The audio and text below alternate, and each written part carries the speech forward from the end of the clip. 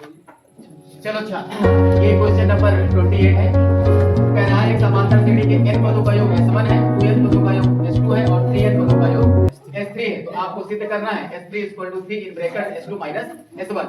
तो हमने क्या किया, जो n समांतर श्रेणी के n पदों का योग होता है उस हिसाब से हमने फॉर्मूला लगा लिया। तो n पदों का योग n/2 in bracket 2a + n - 1 * d, 2n पदों का योग 3n पदों का योग, और फिर जो हमें प्रूफ करना है उसका RHS ले लिया, 3 इन ब्रैकेट्स s2 - s1।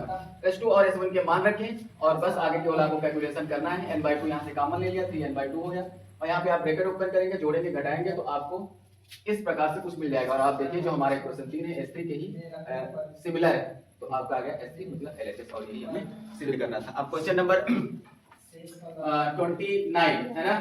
तीन समांतर श्रेणी के n पदों का योग है जिनका प्रथम पद एक और सार्वधातुक क्रमशः, चलिए आपकी बार तीनों श्रेणियां अलग अलग दी गई हैं, तीनों श्रेणियां। क्वेश्चन नंबर 29, तो n पदों और सब में n पदों का योग दिया है, यानी s1 s2 s3, तीन श्रेणियां हैं, तीनों श्रेणियों का योग है ये, और जिनका प्रथम पद 1 है, यानी ये तो कॉमन है तीनों में, लेकिन सार्वधातुक d1 का मान दिया है 1, d2 का मान दिया है 2 और d3 का मान दिया है 3। यानी ये पहली श्रेणी का सर्वांतर है, ये दूसरी श्रेणी का सर्वांतर है और ये तीसरी श्रेणी का सर्वांतर है। तो आपको सिद्ध करना है s1 + s3 = 2s2, ये सिद्ध करना है। चलो ठीक है, तो सबसे पहले श्रेणी के पदों का योग आप जानते ही, तो s1 बराबर क्या होगा, यही होगा n/2। हाँ, s1 बराबर n/2 2a + n - 1 * d1। d1 क्यों लिखा, क्योंकि पहली श्रेणी का सर्वांतर अलग है, प्रथम पद सेम है, तो इसलिए 2a तो हम सब जगह लिखेंगे, और सभी में n पदों का योग ही दिया है। ये जो तीनों का योग दिया है वो तीनों में n पद ही लिए गए हैं ना, तो n भी सब में सेम रहेगा, a भी सेम रहेगा, केवल d चेंज होता रहेगा। ठीक है, तो यहाँ पर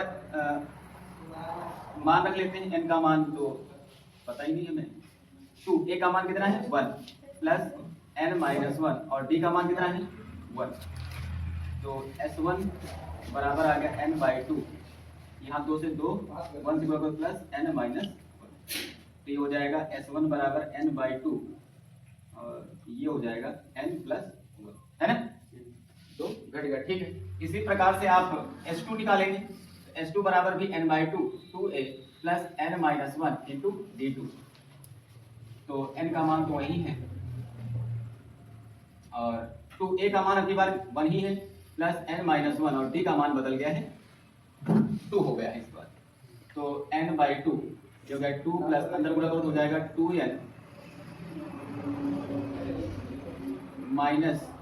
2 तो ये 2 से 2 कट गया, ये हो गया n/2 * 2n, है ना। s2 निकाल लिया, हमें क्या करना है, s2 चलो ठीक है, इसको काट देते हैं, तो ये हो गया n², यानी s2 बराबर हो गया n²।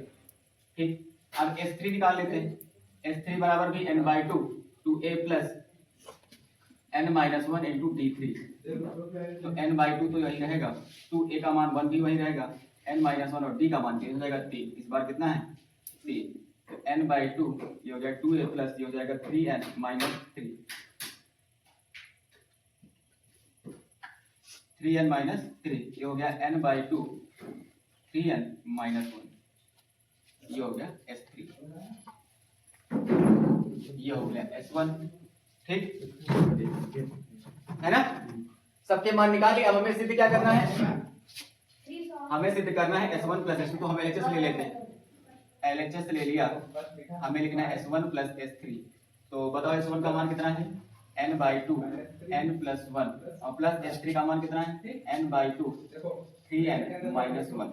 देखो n/2 तो सब जगह कॉमन है ना, यहाँ बचेगा n + 1 और यहाँ बचेगा प्लस 3n - 1, तो +1 - 1 n 3n तो 4n, कितना हो गया, ये हो गया 4n, सॉरी n/2 * 4n, तो यहाँ से 2 से 2 कट गया, 2 दूनी 4, यानी 2n² और 2, देखो n² के बराबर क्या है s2, तो हम यहाँ लिख सकते हैं, और यही हमारा है -2 -3 देखो RHS। माइनस में दो संख्या होती है तो जुड़ जाती है लेकिन साइन किसका और यही हमें प्रूव करना है। माइनस का इन दोनों के दोनों जुड़ तो जाएंगे लेकिन साइन किसका होगा माइनस। बहुत आसान, केवल आप जो कहा जाए वो फॉलो करेंगे तो आंसर आ जाएगा। 5 + 6 -3 सवाल में यह है कि ये तीन अलग अलग श्रेणियां हैं, पद n ही लिए गए, हर श्रेणी का n पद ही लिए गए हैं जिनके योग पर S1 S2 S3 लिए हैं और सभी श्रेणियों का जो पहला पद है वो एक ही है, सारवांतर अलग अलग है। ठीक है, सारवांतर अलग अलग है तो आपको ये सिद्ध करना है। तो हमने पहले S1 का मान निकाल लिया, फिर S2 का मान निकाल लिया, फिर S3 का मान निकाल लिया और फिर जो हमें LHS जो सिद्ध करना था उसका LHS साइड लेकर S1 और S3 के मान रखने पर हमें n स्क्वायर 2n स्क्वायर प्राप्त होता है और n स्क्वायर किसके बराबर है, S2 के बराबर है। ये माइनस करके लिखा है माइनस कर दो चलो एक लास्ट और बचे हैं। देखो माइनस माइनस हाँ।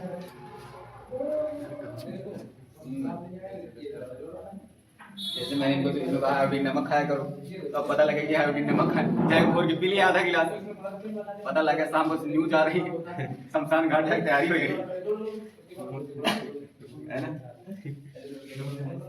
m पदों का योग यानी SM बराबर दिया है SN, तो हमें m + n बराबर 0 सिद्ध करना है। बस इतनी सी इंफॉर्मेशन इसमें दी गई है। ठीक है, चलो अच्छा देखते हैं।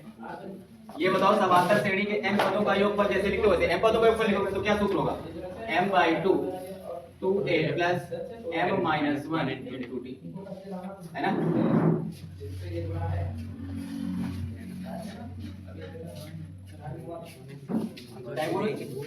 अरे बता रहे सर।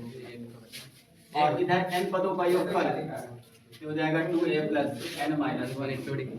अब देखो a और d हमने चेंज नहीं किए हैं, क्यों, क्योंकि एक ही समांतर श्रेणी है ना, अलग अलग श्रेणी है। तो इसको इधर ले आके हाँ 16 ठीक है कर सकते हैं 2 × 8 तब भी 16 आएगा और इसको हमने ऐसे काटना पहले इसका इसमें गुणा करा दो 2 × 3 प्लस आ गया प्लस लगा घटा सकते हैं, इसको उधर ले आओ 5 है ना, और किस तरह से 10 तो अब कितना है 16 है 1/2 इस तरह भी लिख के कर सकते हैं, इस तरह भी मतलब अलग अलग है चलो पहले लिखें m/2 2a + m - 1 तो इस तरह कर दो -n/2 चाहे अलग अलग हो ये तो आंसर n करना नहीं - आना है 0।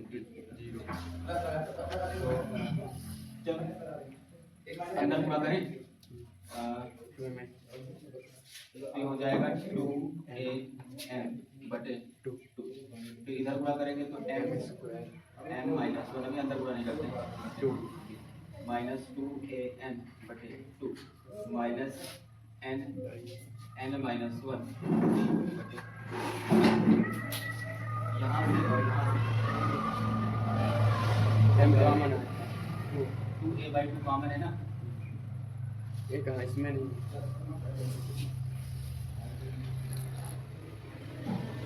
m - n यहाँ m बचेगा, यहाँ n बचेगा प्लस यहाँ से देखो t/2 कॉमन है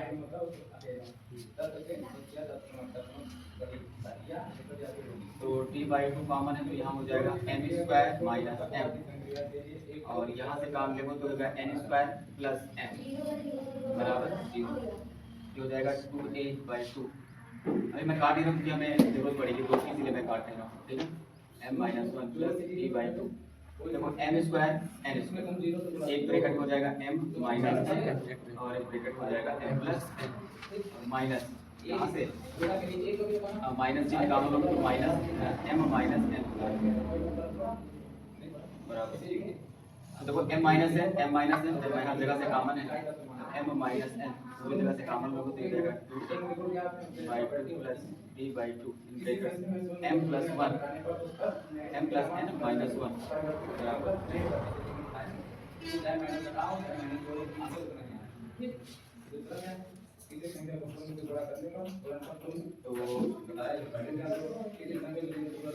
तो 1/2 भी कॉमन ले लेते हैं तो m माइनस n/2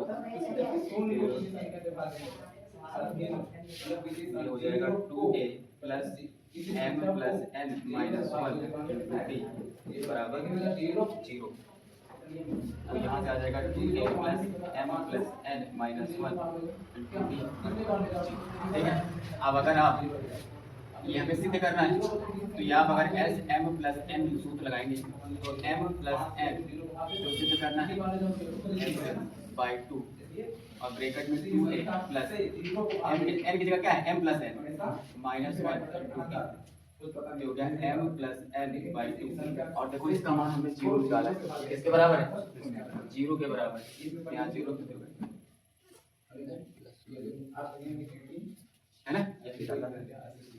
तो थोड़ा सा सरल करना है बस और कुछ नहीं। और यहाँ से इसका मान 0 आ गया और जब m प्लस n पदों का योग निकालोगे तो ये फॉर्मूला बनेगा और ये वाला टर्म ऑलरेडी आपने 0 निकाला है, उसका मान रख दो तो आंसर 0 आ जाएगा।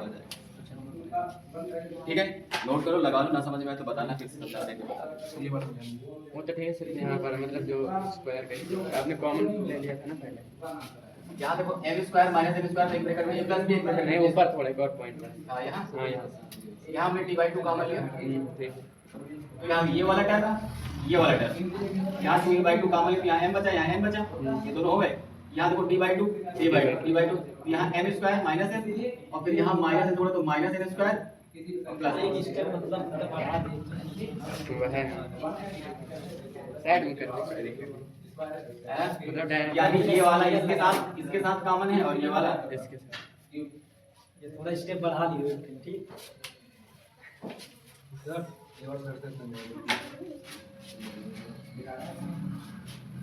देखो कह रहा है कि एक समांतर श्रेणी के m पदों का योगफल उसी श्रेणी के n पदों के योगफल के बराबर है, तो सिद्ध कीजिए कि m प्लस n पदों का योगफल 0 होगा। क्या होगा 0 होगा।